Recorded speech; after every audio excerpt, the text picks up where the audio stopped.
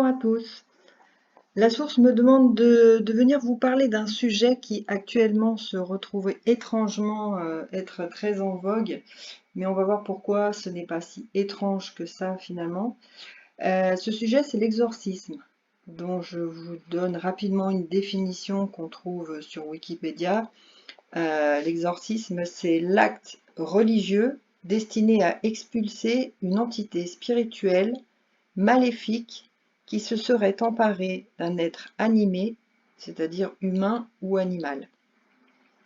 Mais en préambule à toute discussion sur ce sujet, il faut évidemment se débarrasser d'une question de base qui bien sûr est essentielle et à laquelle j'ai déjà répondu dans une précédente vidéo qui doit normalement apparaître sur votre écran. Est-ce que le diable existe vraiment ? Ou est-ce que lui-même n'est-il qu'une représentation symbolique du mal, une légende, une fiction? Donc bien évidemment, avant d'aller plus en avant dans la vidéo, la réponse est oui, puisque sinon il n'y aurait pas d'exorcisme. Donc oui, le diable existe malheureusement bel et bien, tout comme Dieu existe d'ailleurs. Donc si vous ne croyez ni en l'un ni en l'autre, ou si comme certains, et y compris parmi certains hommes d'église, vous niez purement et simplement l'existence réelle du diable, eh bien vous commettez une grave erreur. Alors avant d'aller plus loin, on va se demander d'abord ce qu'est le diable. On a l'habitude de dire que c'est un ange déchu. Alors il est déchu parce qu'il a été chassé du royaume de Dieu pour avoir jalousé l'amour inconditionnel que Dieu a pour les hommes, qu'il considère comme la plus belle de ses créations. Donc c'est un être angélique, et il est donc à ce titre une créature de Dieu, tout comme nous, mais dont les énergies, la puissance et l'intelligence dépassent, mais vraiment de très loin, celles de l'homme. Et son pouvoir, si grand et si puissant soit-il, n'est en fait que le pouvoir que Dieu a bien voulu lui accorder, puisque c'est une de ses créatures. Donc Satan est donc soumis à l'autorité de Dieu comme tout ce qui existe dans ce monde, car tout ce qui est l'œuvre de Dieu. Le diable est bien évidemment cité par Jésus à plusieurs reprises dans les évangiles. Il est en fait une vérité de foi au même titre que Dieu. Donc quel est son but et quelle est sa mission? Satan est un être ou une entité spirituelle maléfique dont le seul but est de décourager et détourner les âmes vertueuses de leur chemin. Il exerce cette mission en accord avec Dieu, qui se sert de lui sur terre pour connaître qui sont ses vrais fidèles. En fait, c'est la vraie raison pour laquelle Dieu a maintenu l'existence du diable, qu'il aurait pu tout à fait annuler. Il l'a maintenu parce qu'en fait, le diable permet d'insinuer le mal sur terre. Pour savoir où se trouve le bien, il faut qu'il y ait du mal. Donc, pour savoir qui sont ses vrais fidèles, Dieu a besoin que ses fidèles soient soumis à l'épreuve du diable pour savoir qui y résiste. Donc tous les moyens sont bons pour le diable pour arriver à ses fins. Et les plus connus sont, j'en ai relevé 3, il y en a bien plus, hein, mais les 3 plus connus sont la tentation aux 7 péchés capitaux. Donc c'est pour le diable le moyen le plus facile et le plus utilisé. Nous sommes tous régulièrement soumis à la tentation, et seuls en fait les plus forts d'entre nous peuvent parvenir à y résister. Et si on résume beaucoup, les 3 principaux péchés auxquels l'homme a beaucoup de difficultés à résister, ce sont essentiellement l'argent, le sexe, c'est-à-dire le péché capital de la luxure, et le pouvoir, c'est le péché d'orgueil, puisque l'orgueil, l'ego, le pouvoir, tout ça fait que l'homme cherche à être supérieur à son prochain, et ça n'est pas du tout accepté par Dieu. Nous sommes tous égaux. Le deuxième moyen que le diable utilise pour approcher ses victimes, c'est la vexation. La vexation, ça signifie entendre des voix, des bruits, sentir une présence autour de soi, une odeur. C'est parfois être réveillé toutes les nuits à la même heure par une vision, par un bruit, voilà, c'est toutes ces choses qui sont soit régulières, soit qui se manifestent régulièrement dans nos vies. Et malheureusement, combien de personnes ont été jugées schizophrènes et enfermées ou mises sous traitement chimique à cause de ça, c'est vrai que voilà. Ensuite, ensuite et surtout, enfin, nous avons la possession. La possession, c'est-à-dire que le diable ou ses démons prend littéralement possession du corps et du psychisme de la personne.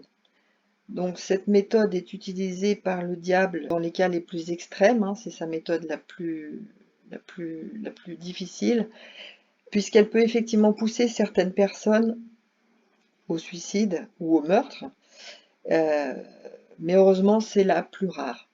Les cas de possession, on le verra, sont bien plus rares que tout le reste. Pourtant, c'est cette méthode, cette possession qui est le plus médiatisée actuellement, notamment dans des films. Et vous avez compris, parce que c'est beaucoup plus vendeur de montrer des images ou des films d'horreur à ce sujet. Alors, qu'est-ce que l'exorcisme? Donc on l'a vu, c'est l'acte religieux destiné à expulser une entité spirituelle maléfique qui se serait emparée d'un être vivant.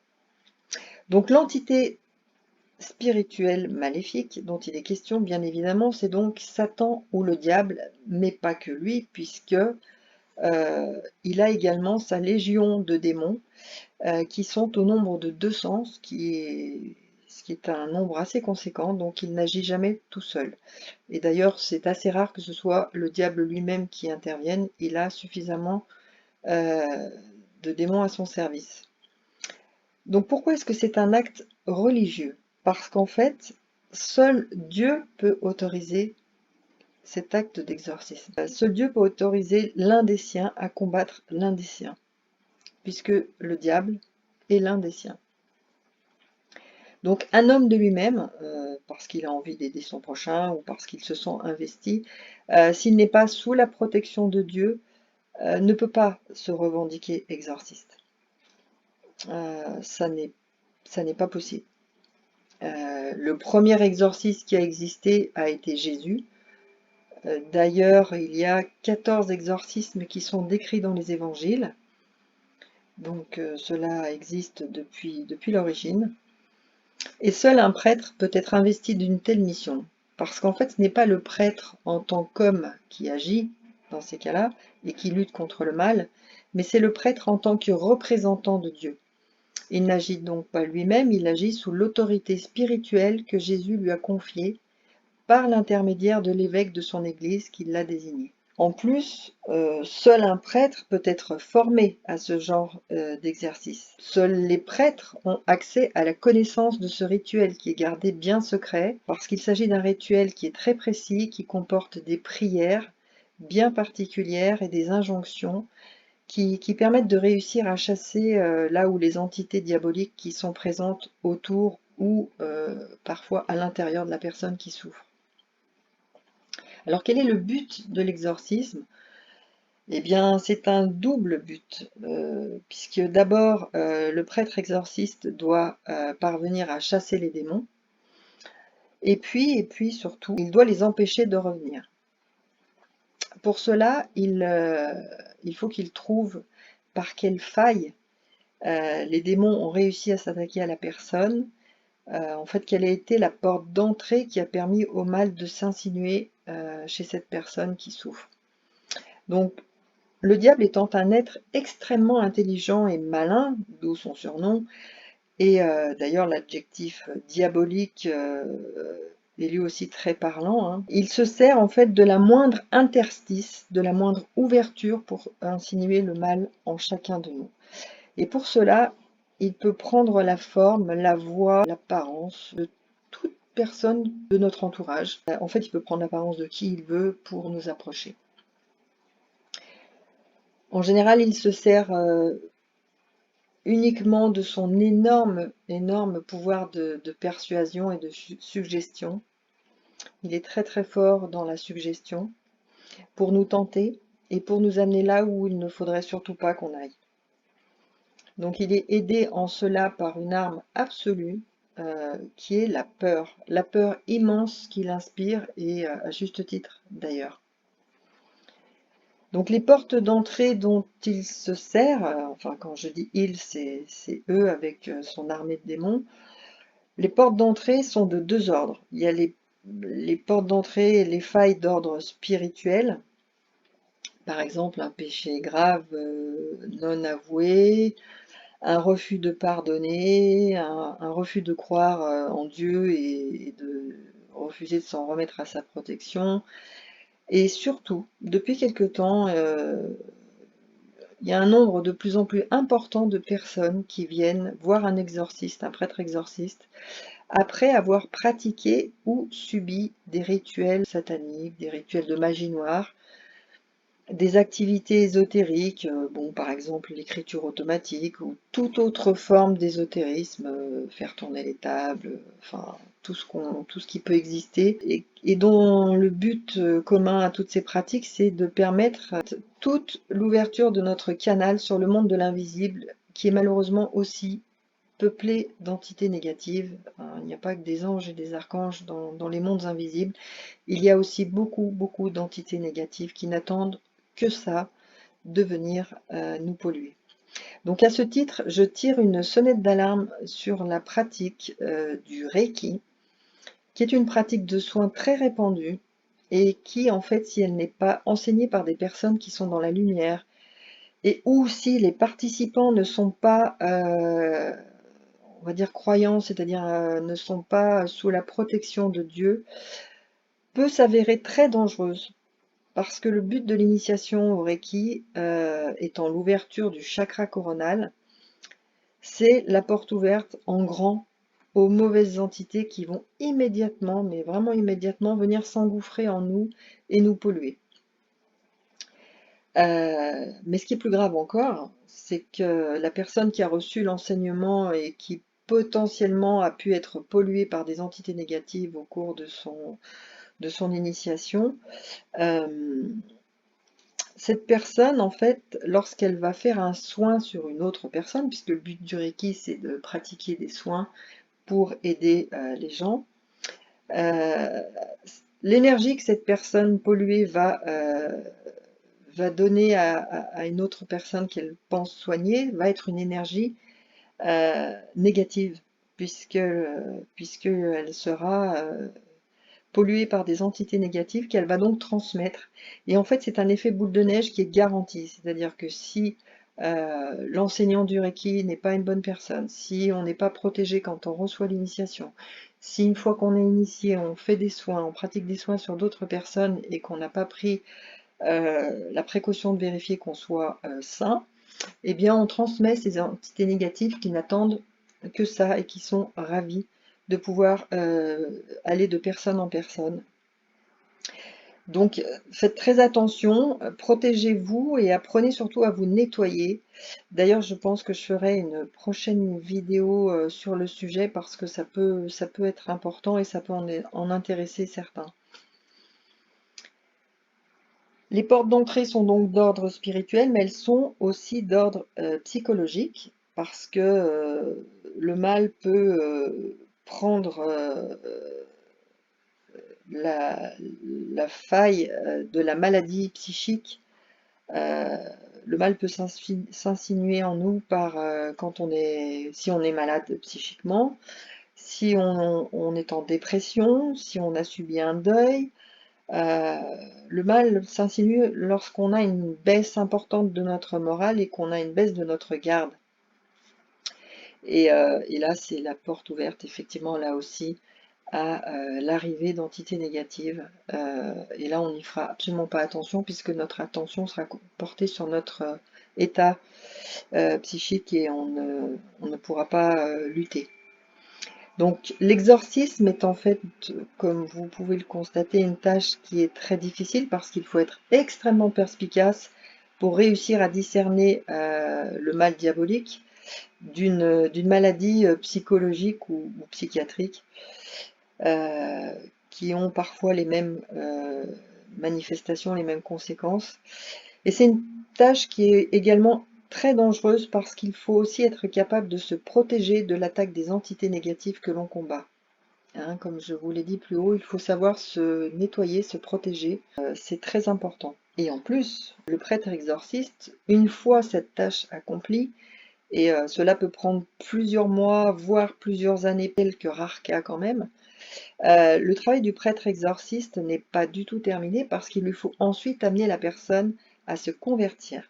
C'est-à-dire qu'il faut qu'il demande à la personne de se placer sous la protection de Dieu en développant sa foi, parce que comme ça, elle pourra éviter le retour du diable, puisque le diable craint l'autorité de Dieu qui est son créateur. Donc seule la protection de Dieu peut empêcher le diable de revenir. Et ça, il faut que la personne le comprenne. Donc en général, une fois qu'elle est débarrassée de ces entités négatives, elle est en mesure de comprendre que effectivement il y a eu une aide divine, ou en tout cas une aide, qu'en tout cas l'exorcisme était un acte religieux, donc ça peut la conduire effectivement plus facilement à se convertir. Alors l'exorcisme, est-ce qu'on en revient au titre de la capsule, est-ce que c'est une fiction ou une réalité? Vous l'aurez compris, en fait c'est bel et bien une réalité qui est à prendre vraiment au sérieux. D'ailleurs, il suffit de constater le nombre sans cesse croissant de personnes qui font appel à des prêtres exorcistes. C'est vrai que si on s'intéresse au sujet, apparemment c'est quelque chose qui est vraiment demandé, et il manque de prêtres exorcistes actuellement. En revanche, le nombre de vraies possessions est très faible. Et la fiction, en fait, puisqu'il existe une fiction, la fiction qui existe autour de ce sujet, hein, de l'exorcisme, elle se trouve plutôt dans la représentation qu'on s'en fait, et notamment par l'intermédiaire des films ou des documentaires qui traitent de ce sujet. Alors en ce qui concerne les films, le sujet est à la mode parce qu'un film est sorti tout dernièrement qui s'appelle L'Exorciste du Vatican, avec l'acteur Russell Crowe. Et au dire des prêtres exorcistes, il s'agit en fait d'une pure fiction en ce qui concerne la description des phénomènes de possession. Tout est exagéré et ça reste vraiment éloigné de la réalité. Donc c'est un film, c'est vrai que les effets spéciaux sont incroyables, mais totalement exagérés. Donc si vous voulez un film, si vous voulez voir un film plus proche de la réalité sur le sujet, je vous suggère le film qui s'intitule Le Rite, un film qui est sorti en 2011 avec Anthony Hopkins et qui est tiré d'un livre, La formation d'un exorciste au Vatican, qui est un livre qui lui-même retrace l'histoire vraie de la formation d'un jeune prêtre au rôle d'exorciste. Un prêtre qui était apparemment absolument pas croyant en l'existence du diable, et qui en fait est devenu prêtre exorciste. Donc c'est toute son histoire qui est racontée dans ce livre et qui est assez bien reproduite dans ce film. Je vous mettrai les liens de tout ça en description de la vidéo. Et puis, il y a des documentaires également qui existent, qu'on peut trouver sur YouTube ou d'autres plateformes, qui soi-disant filment des exorcismes en direct. Alors ça, méfiez-vous-en, parce que les prêtres exorcistes, en fait, ont interdiction d'accepter de se laisser filmer, puisque c'est un rituel qui reste secret. Et puis, il convient toujours de préciser quand même que l'exorcisme est entre guillemets, un service que l'Église offre à ses fidèles pour les maintenir dans la lumière et les protéger. Et donc, ce ne peut pas être un service payant, hein, puisque on n'est pas dans... Les prêtres exorcistes ne sont pas là pour se faire de l'argent. Hein. Donc après, c'est tout un chacun voit effectivement ce qu'il a à faire avec l'aide qui lui a été donnée, surtout si ça peut prendre des mois, voilà, après chacun voit, mais à la base ce n'est vraiment pas quelque chose de payant, Et on voit tellement de vidéos où des gens, soi-disant exorcistes, ben, effectivement, se font payer. Non, c'est faux. Enfin, ça n'est pas la réalité. Donc la fiction, en fait, elle n'est pas dans l'existence de l'exorcisme, mais elle est dans sa négation. Ne pas croire en Satan et ne pas croire en l'exorcisme est une fiction. Et je terminerai cette capsule sur une très belle phrase que je vous laisse méditer. Choisir Dieu, c'est renoncer au mal. Voilà. Et sur ce, je vous souhaite de vous porter au mieux et je vous dis moi à bientôt dans une très prochaine vidéo. À bientôt.